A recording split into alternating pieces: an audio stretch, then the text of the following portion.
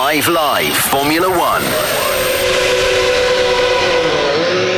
The F1 summer break is over and it is time to go racing again. We are 14 races down with 10 to go, starting with the Dutch Grand Prix.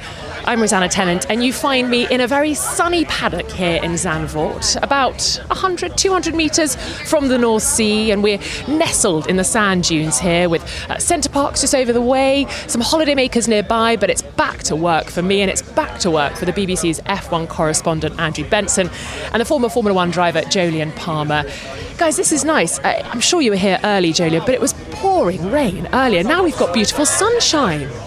Who knew the banks of the North Sea could be so nice? I really like coming to Zandvoort. It's a really pleasant race to come back to at the start of the second part of the season. I like the old school feel of it. Sand dunes, the lack of runoff, the grass and gravel's always a bit of fun. And I think the Dutch know how to throw a party as well. So it's always fun to be here. Some of the music acts were warming up as we walked into the paddock earlier on this morning.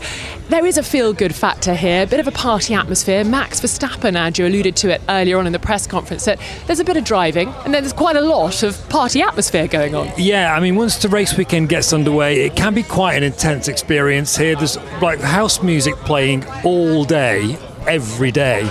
The media centres are tense, basically. It's not changed that much since I was coming here in the 90s for what used to be called the Masters of Formula 3 race. And when Formula One lost this race in 1985, I never thought it could come back without like major changes to the track. And yet here we are. There have been some small changes, some banking added here and there, but basically it's the same as it was back then. And you can't say that about many Formula One circuits. So it does, as Jolyon say, have that old school feel. Some crazy corners, particularly this highly banked hairpin that I referenced a minute ago, and it's not my favourite race weekend of the year, I have to say. It's a bit hard work in lots of different ways. There are others that are higher in the ranking for me, but it does have a nice vibe to it, and it's like nowhere else. So you know what I thought? It's going to lose the race after next season, and I thought, what a shame, because you don't get many venues that were sort of built in the 1950s, haven't changed that much, still have original authenticity, and we race in 2025 around them. I'm thinking like Imola's another one that's actually going for next year, but sort of old school traditional venues, and I really enjoy coming to them, even if Andrew doesn't. No, I do, don't get me wrong, I do enjoy coming to them. And look, everyone's favourite circuit is one of those circuits: Monaco, Silverstone, Suzuka, Spa. You know, that's the list of the circuits that all the drivers would pick, and Zandvoort is up there for most of them. Not all of them we heard today, but most of them. Andrew U-Turn Benson joining us on the pod, fresh from his summer holidays. Oh, we're going low early, are we, Rosanna? I see, right. I shall carry on in the same vein then. But do you know what? It is beautiful. Beautiful sunny afternoon. We've got tulips in vases around us. People are tucking into bitterballen. Have you had one of the local delicacies? A little crispy fried meatball? I have not as yet. But I have heard they're extremely good, so I will be before the end of the weekend. I only know about stroopwafels. Well, you can get that too, Andrew. Okay. You can get a coffee, you can get a beer to quench your thirst. So they're laying working, Rosanna, no alcohol. No, 0.0. There we go. But it's rather lovely to be here. Almost a product placement plug there, Rosanna. Almost. 0.0. I think most of them do that, don't they?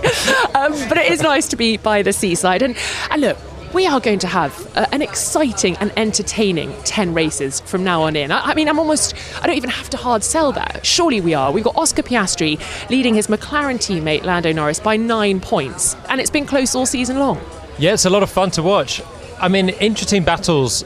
I do enjoy them because there's always that extra little bit of spice, particularly when now one side of McLaren are very clearly racing the other side of McLaren. You know, team orders are completely a thing of the past in that team now.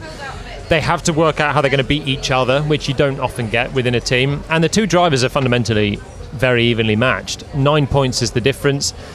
And it seems to be just whatever happens keeps coming down towards that 0 point level, which is where we would all like to see it in Abu Dhabi. I still think there's potential for one of them to go on a run and put some results together. But at the moment, it's splitting hairs.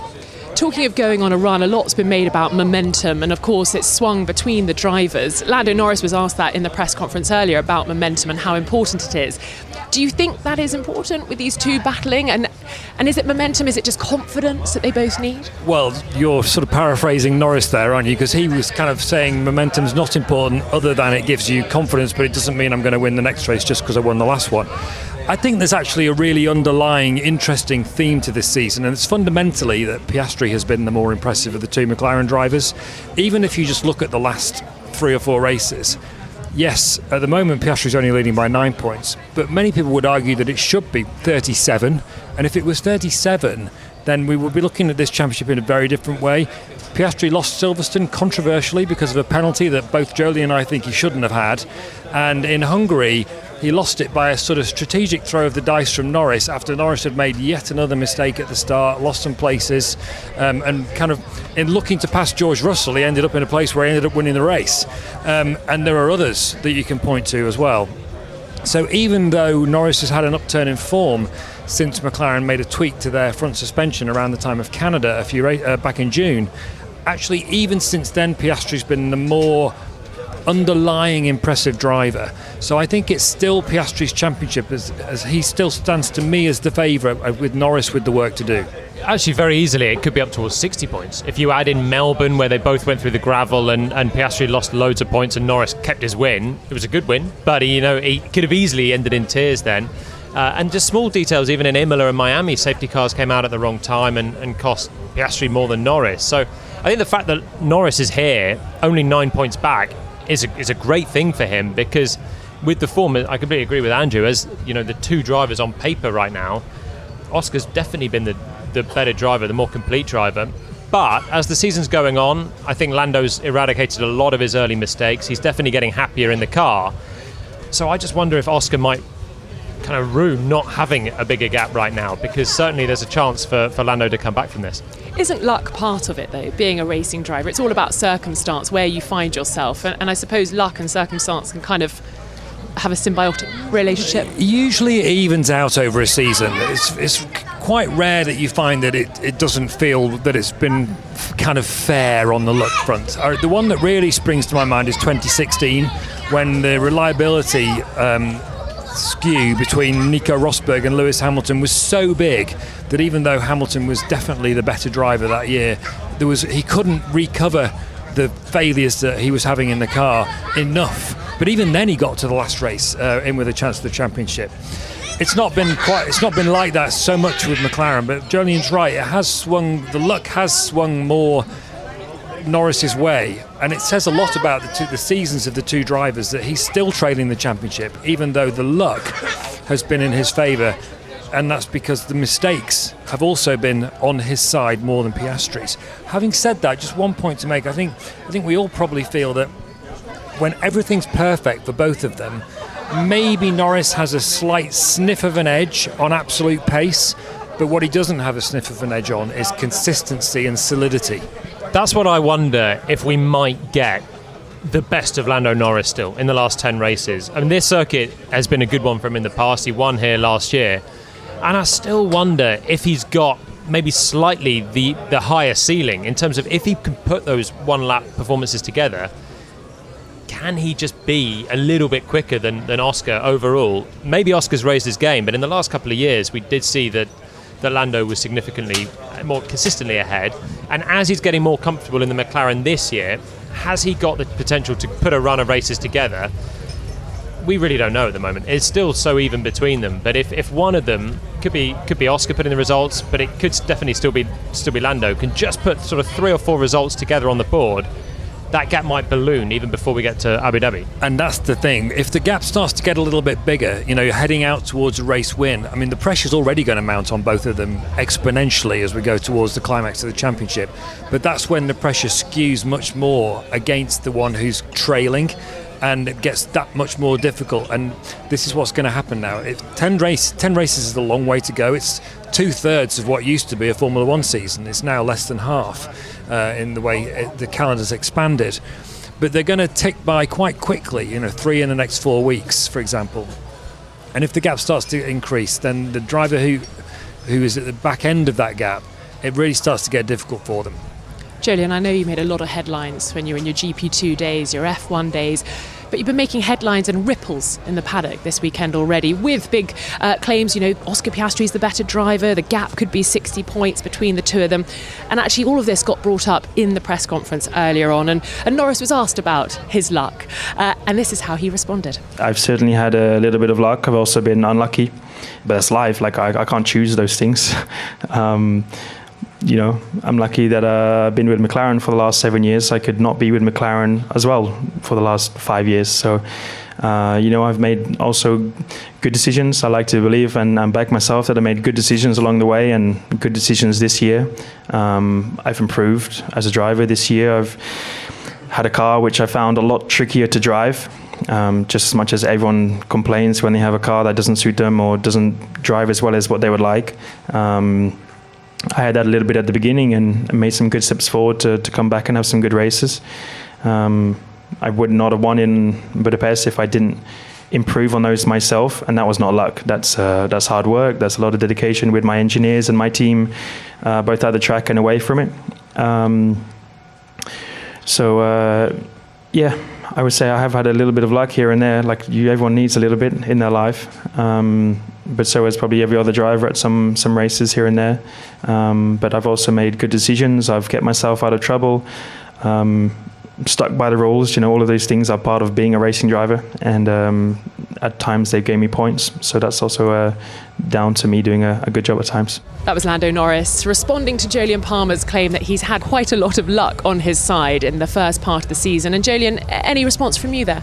Well, no, to be clear, I don't necessarily think that Oscar's the better driver. He has had the better season, and I think there is a difference there as well. The Lando's ceiling is extremely high. When he's on form, I think he's certainly world champion worthy, and we've seen that last year.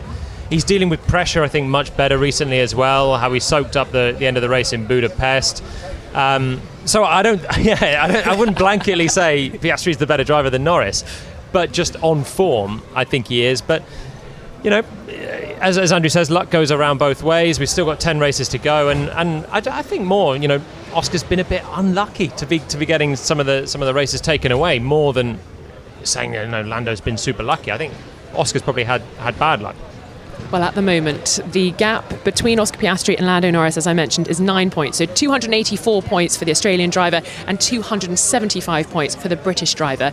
And as we've alluded to, you know, that gap could grow. And if it grows, what's the likelihood of Andrea Stella, the team boss at McLaren, and Zach Brown, their CEO, changing the way they go racing, Andrew? There's no threat from P3, P4, realistically, is there? No, I mean, well, look, they haven't changed the way they've gone racing so far, and there's absolutely no reason to change it from now on, no matter what happens. They've got quite a significant lead in the championship. No one else is really threatening them. They're still talking as if Max Verstappen's in the fight. He's not. No one outside McLaren is kidding themselves about that, least of all Max Verstappen himself. So it's really between those two. So they can just really, you know, let the reins loose and let them go at it. What's really interesting about it is that they're going so far that they're even allowing them to play strategic games against each other. Now, I referenced Hungary, and Norris won that race by doing a different strategy. As I said, he wasn't trying to win the race that way. It's just that's the way it worked out. But what it means is that sometimes teams try to interfere in these things, try to like take too much control, or what we would see from the outside is too much control, just to keep things manageable. I really have respect for Andrea Stella and the way he's running that team, and because of the way he's not doing that, he's basically just going, we are racers. Racing is at the very heart of our philosophy, and it's the very heart of who we are, and we have to live by our truth and by our honesty, and we're going to let our drivers go racing in that way. It's very rare for a Formula One team to do that. And it's brilliant, isn't it? It's nice that McLaren have got the constructors sewn up, because it allows them the free rein to basically take risk with their strategies and with their racing between the two drivers, who have been close to contact a few times this year. They obviously did have the contact as well in Montreal. But I think it's just a fun prospect, because every race you're going to have a strategy divergence. Even in Zandvoort, let's say this weekend they're 1-2 in the race. The one that's second is always going to want to do something different to the one that's first, which if McLaren were just protecting a 1-2, they would just do the same thing, the best strategy, and cover off their bases. But it brings in that strategic element that gave us a great race in Budapest, which otherwise could have been an ordinary, comfortable victory for Piastri. And we'll get that time and time again. Plus, we'll then get the drivers being so hungry to get ahead of the other one, particularly if the gaps start to widen and they feel their grip is slipping. We'll see some big lunges, we'll see some aggressive racing. it's just a lot of fun that I think we're going to see in the last 10 races. Also, one final point to make about Hungary is that it finally, for the first time, really unveiled the intensity of the fight between them, because it's all appeared a bit lovey-dovey and nicey-nicey from the outside, because they do, I think, genuinely get on. There's not actually any personal tension between them. But we heard on the radio transmissions in Hungary the competitive tension that there was there. For the first time, really, as they were sort of each balancing their own race and how it looked for them against their own teammate, and the irrelevance of the fight with another driver, even a willingness to give away a potential place to another driver if it meant beating the teammate. And it all became very transparent, and it was really interesting to see that. And that's only going to build as we go through the rest of the season. That was the first time we've heard in the race, I think. It was Oscar asked if he wanted to try and beat Charles Leclerc, who was winning the race, or beat Lando, who was, in theory, on this different strategy. And he said, basically, I don't care about Leclerc, I just need to beat Lando. That's the race. And that is line in the sand. Winning the race is less important than beating my teammate. And he was asked about that again today, and would he do the same thing again? And he said he would. So interesting there. But it's all sort of very well that the team principal, Andrea Stella, lays out the rules of engagement. The team can buy into it, but the drivers can sometimes not buy into that. But it does feel like Lando and Oscar do. But of course, as we get further into the season, maybe that will start to strain. So earlier on, I asked Oscar Piastri if he envisages needing to have a conversation with his team about preferential treatment being given to the lead driver in the remainder of the season. I don't think so, no. We're obviously, both of us are quite a long way ahead of everyone else in the driver's standing, so we're going to be given the same opportunities to try and win. And obviously, whether you're the first or second car on track, sometimes your opportunities look a bit different, and that's kind of all I can ask for. So there's definitely not going to be any preferences or bias. It's just going to be who can try and do the best job possible. That was Oscar Piastri, our championship leader as things stand. 9 points between himself and Lando Norris. And you join me, Rosanna Tennant, alongside the BBC's F1 correspondent Andrew Benson and the former Formula One driver Jolyon Palmer. And we're in the paddock here in Zandvoort. It's a beautiful afternoon. We've had rain, and that could well play a part in the rest of the weekend as well, which could spice things up nicely, because we've spoken about the McLarens. They are obviously the ones to beat this weekend, I think. But there are a few nipping at their heels, and we never quite know each weekend which team it's going to be when it comes to that. But I want to focus first on Ferrari, because last time out it was Charles Leclerc right at the front in Hungary, qualifying on pole. His teammate, on the other hand, had a disastrous weekend and went into the summer break very down, very glass half empty. What did we make of what we heard from Hamilton in Hungary, and how do you bounce back through a summer break, Jolyon, when you haven't got a chance to get back in the car and kind of right those wrongs immediately? I think the summer break came at a good time for Lewis. You could just see how downbeat he was. He's not enjoying his Formula One. Really difficult results for the last couple. And at the same time, you got Charles taking pole, leading the race, driving at such a high level. So it's really difficult when you're a driver, seeing the result of your teammate, particularly when you're Lewis. And he's signed for big money to go to Ferrari, and he's a 7-time world champ, potentially the greatest of all time. So there's a lot for him that he's carrying there. And I think for him, a chance to just switch off, reset, take your mind completely off Formula One for a little bit, and then come back with a sort of fresh mindset, a bit more energy is probably good, because I don't think the results have been as bad as they look. I think the pieces were there to be much closer to Charles for Lewis in the last couple of races, but he was just making small mistakes or not putting things together at the critical times, which made it look terrible, not making a Q3 or even a sprint Q3 in Belgium. There's more there, and hopefully he's got a bit more energy for it now. And Andrew, you've been crunching the numbers, and actually perhaps when you dig a little deeper, he is closing the gap on average to Charles Leclerc. But of course, the 7-time world champion doesn't want to be a gap behind, he wants to be in front. Well, there's lots of sort of confusing or almost contradictory statistics that you can throw at it. Leclerc's definitely comprehensively ahead on the qualifying head-to-head, but then on an average qualifying deficit front, Hamilton's definitely made progress. So it was, I can't remember the exact numbers to the thousandth of a second off the top of my head now. 0.078. So leading up to that bit I remember. In the first 6 races of the year, it was more than 0.2 of a second on average between them. since Miami, and including the 2 races in Belgium and Hungary. This is comparing where you can actually compare fairly, it's less than a tenth between them.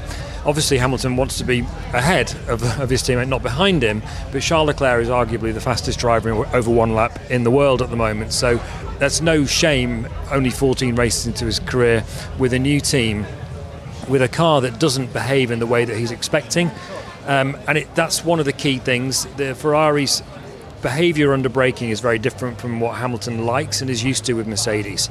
And it's stopping him drive in the way that he wants to, on top of the fact that he was already struggling with these ground effect cars that have come into Formula 1 since 2022. So there's a lot of reasons there to think, well, it will get better.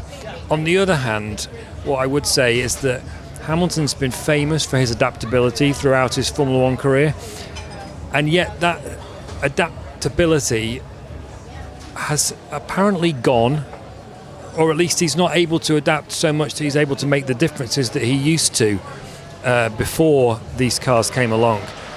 And of course, people are asking, has that got anything to do with the fact that he's, getting on a bit now? He's 40. He was 40 in January. I don't know whether he is or he isn't, whether that's the reason or not, but it is certainly true that as you get older, your brain finds it harder to adapt to new circumstances. Biologically, synapses form more slowly. So there's all these unknowns and imponderables, and I think we might not know until next year, really, whether we're going to get another great era of Lewis Hamilton, or whether he's going to be where he is at the moment. I don't know what Jolyon thinks about all that. I think he has to find his mojo again right now. That's why I actually think these races are important for him, having had the 3-week summer break, to just come back and even just get the best out of what he can do, because I think he's been a long way short of that. Actually, even Silverstone, I thought he could have taken pole position. It looked like this was going to be the turning point. Ferrari brought upgrades. They've had significant upgrades to the underside of the car, and it looked like it was going to be Hamilton back to form, and he just made a mistake at the final corner and lost a significant amount of time there. So that's sort of 3 weekends where he's had a better potential than he's shown. And one thing for Lewis Hamilton, we just say he always executes in his career. He's been so good at putting it on paper when it counts, and that's the bit that's even more uncharacteristic right now. So hopefully the reset will do him some good, and he can come back and put down, even just get back to a sort of top 5 here would be strong. I mean, it's important to emphasise that in the run of races leading up to Belgium and Hungary, which were the last 2 races before the summer break, Hamilton outqualified Leclerc 3 times in 4 races. So, and that's on top of that average that I was giving you earlier. That's evidence that he's definitely making progress.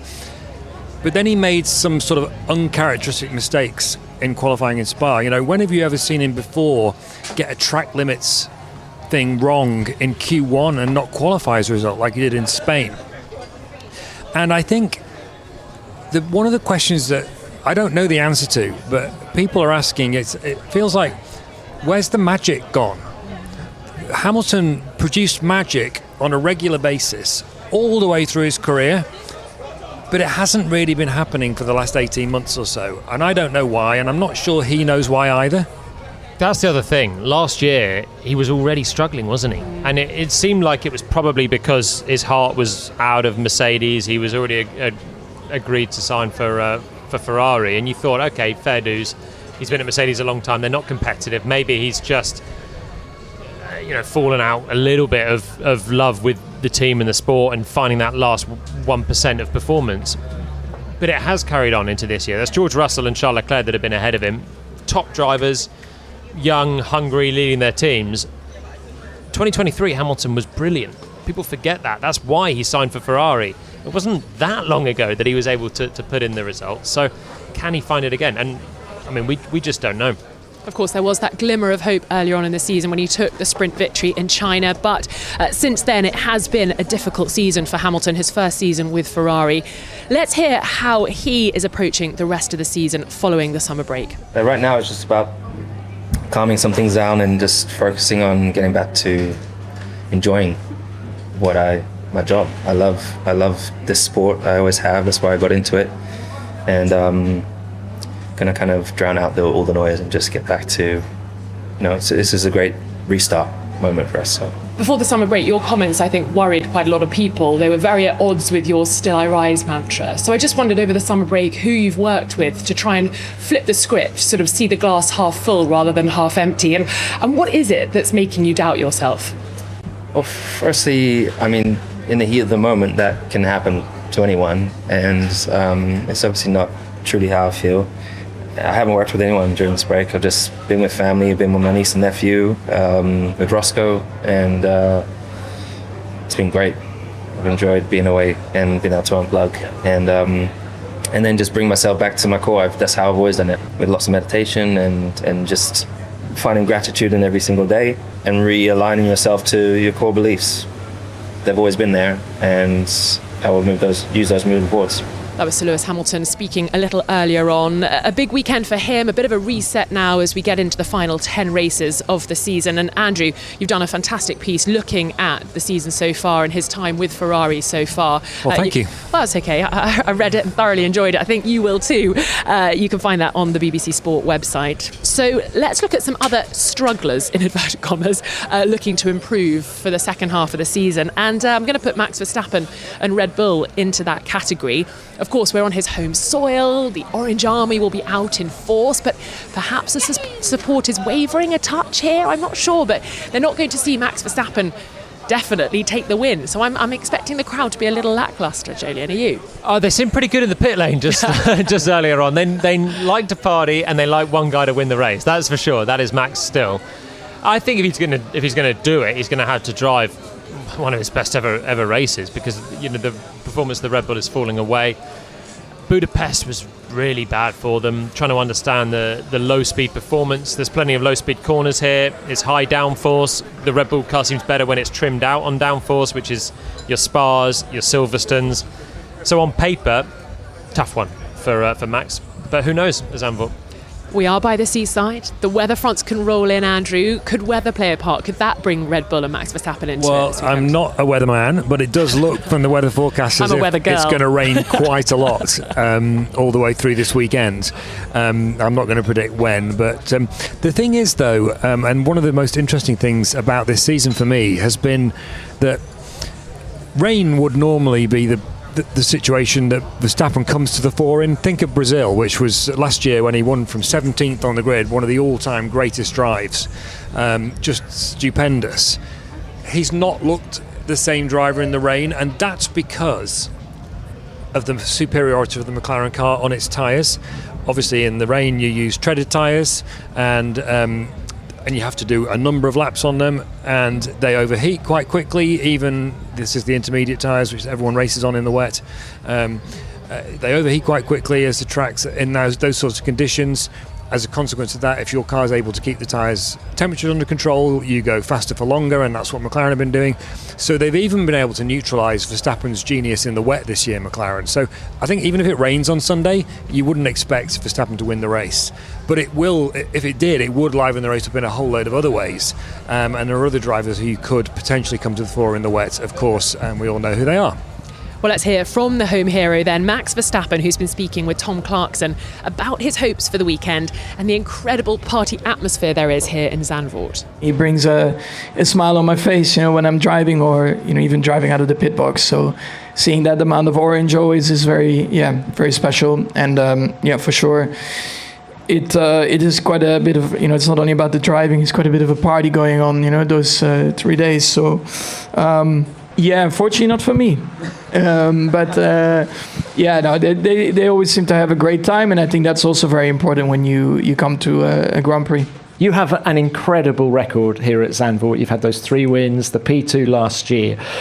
Tell us about the RB21's competitiveness this weekend. Do you think you'll be closer to the front than you were in Hungary last time out? I would hope so.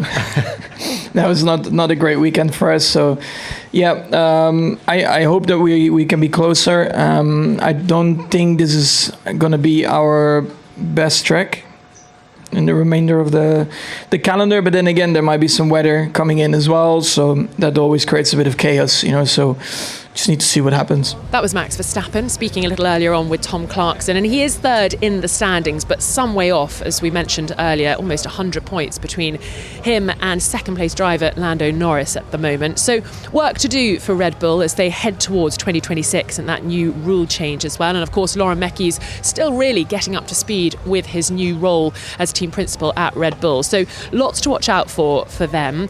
And what about Mercedes? I think we need to touch on them because George Russell, as you said, Jolion's been a bit of a standout this year with a car that I think they still have failed to understand. Do you see them getting in the mix this weekend? We've had George on the podium here in recent years.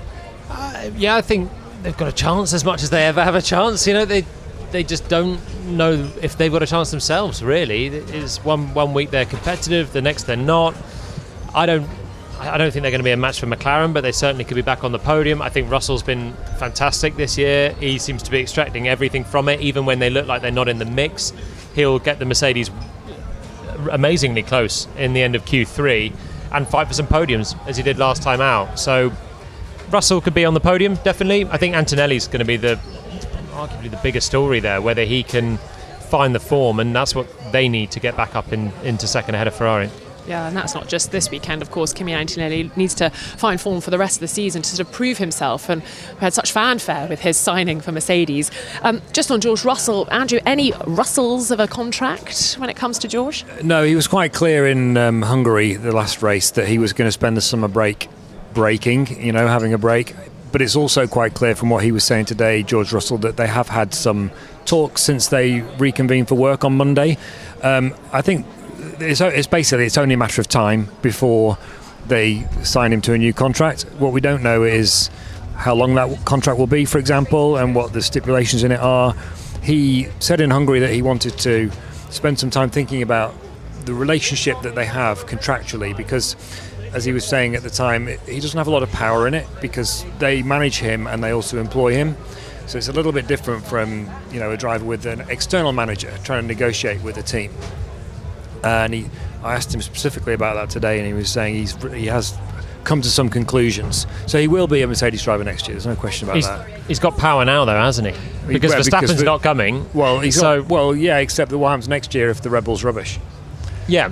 So then we just go through the same process again, don't we? Yeah, so he needs a multi-year deal. Yeah. And he needs probably twice the money that he had when Verstappen might have been coming. Because now Mercedes need George as much as George needs Mercedes. And he needs to dig his heels in, because otherwise he feels a bit like, oh, well, you didn't want Max, so you're going to get me. I'm sort of sloppy second. So he needs to really reinforce himself. Yeah. No, I think he deserves a good contract. I think he's done a lot for the team. And when you look at what Kimi Antonelli's doing in the other seat, Mercedes would be lost without Russell this year. So now that Max has declared he's going to be at Red Bull, he's holding all the cards, isn't he? The script has flipped. Oh. Well, I tried to ask George Russell if he'd been approached by Cadillac because, of course, the big news broke earlier on last week, I get a bit lost with my days, that Valtteri Bottas and Sergio Perez will be coming back into the sport as Cadillac drivers. What do we make of a team having two number 2 drivers, or is that a bit of a controversial statement? They're number 1s in Cadillac terms, though. Yeah, I mean, look, Cadillac themselves think they're going to be at the back of the grid. And in the paddock, widely, the general belief is that the only thing that will keep Cadillac off the back of the grid is if the Audi engine is as bad as everybody says it is. No one knows, obviously, where the new engines are all going to stack up next year. The fight for 9th and 10th. Join us. I think from Cadillac's side of things, they've played an absolute blinder to get Valtteri Bottas and Sergio Perez into those cars. That's as good a lineup as they could possibly have dreamed of. They're both extremely competent drivers. They've won races, lots of them. In Valtteri Bottas' case, he's got 10 wins and 20 poles from that Mercedes era that he had alongside Lewis Hamilton. He's no slouch, and obviously Perez had a difficult season against Max Verstappen, but Cadillac were never going to get Max Verstappen. So what I don't really understand so much is why it was so appealing from their point of view as drivers. Bottas, well, yeah, you're rubbing your fingers together as if to say spondoolies, exactly. Of course, there'll be some big cash incentives for them, but it's not like they'd have been on in pocket money if they'd gone to Alpine, for example. And I know that Alpine were interested in Valtteri Bottas. So an Alpine car, which isn't that great, but it's not that bad either, with a Mercedes engine in it next year, and you're Valtteri Bottas and you're 35 years old, how much longer have you got in Formula One, really? He's 36 today. I spoke to Valtteri earlier, and he said actually, well, number one, it was starting the project from the ground He up. said the same to me when I asked him the day before, yeah. But number two, That's a wholesome answer. probably the more important point was longevity of contract as well. So when he's been out of Formula One and he's on the sidelines as he is and Perez is this year, they just want to know that they're racing for the next few years, have job security, and I don't think Alpine were necessarily offering that. And I think Cadillac, they are buying into the project. I think it's a good signal. Was it 3 years he's got? Two or three?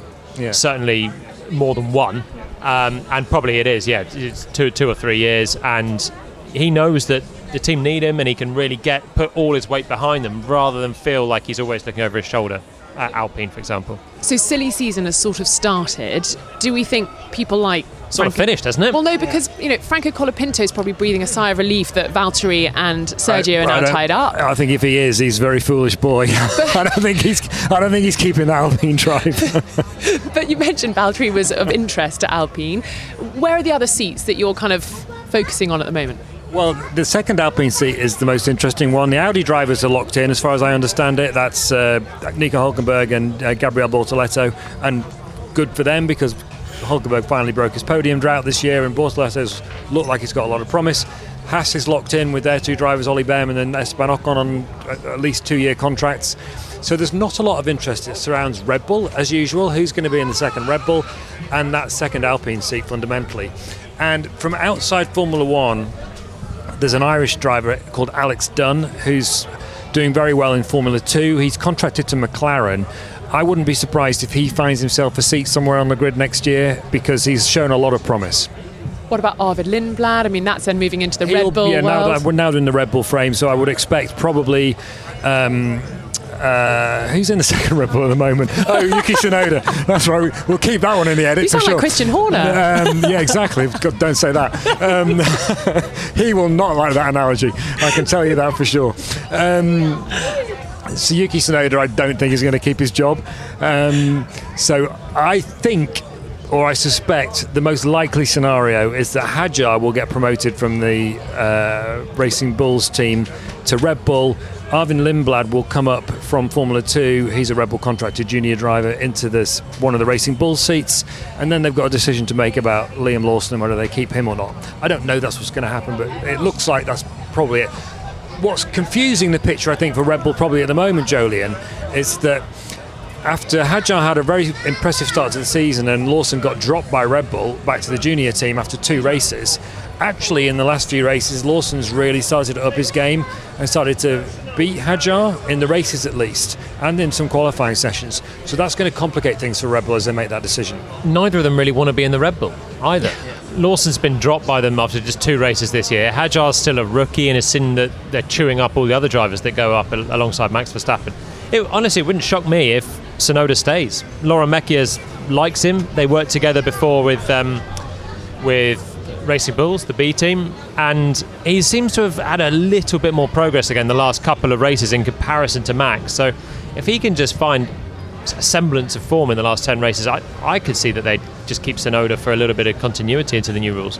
So you see, still so much to discuss when it comes to silly season. Plenty of on-track action. That's not exactly the most gripping topic in Formula 1, is it? Yuki Tsunoda's future. Well, you can't even remember his name. So let's bring it back to this weekend then. When it comes to predictions, I'm guessing there's a bit of papaya up on your podiums. Who are you going for this weekend, Jolien? It's a McLaren 1-2. I don't see anyone that can beat them. I've said it already this week. I just think on paper it's a Norris win.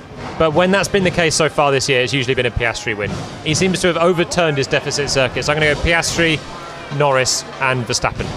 How about you, Andrew? Feels to me like Piastri's owed a win by the gods of fortune, so I'm going to go with him.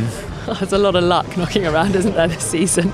And behind him, then Norris. Yeah. And then the third spot's interesting. Leclerc or Russell. Okay, yeah. I'm going to do Piastri, then Norris, and then George Russell. That would be my podium, I think. But we don't know. You'll have to join us to find out. Jolien Palmer, thank you so much for joining us. Andrew Benson as well. You'll be writing lots on the BBC Sport website. You can hear the race in full on BBC Radio 5 Sports Extra on Sunday. Harry Benjamin will be calling all of the laps alongside Abby Pulling as well. Lights go out at 2 o'clock. This has been an IMG production for BBC Radio 5 Live.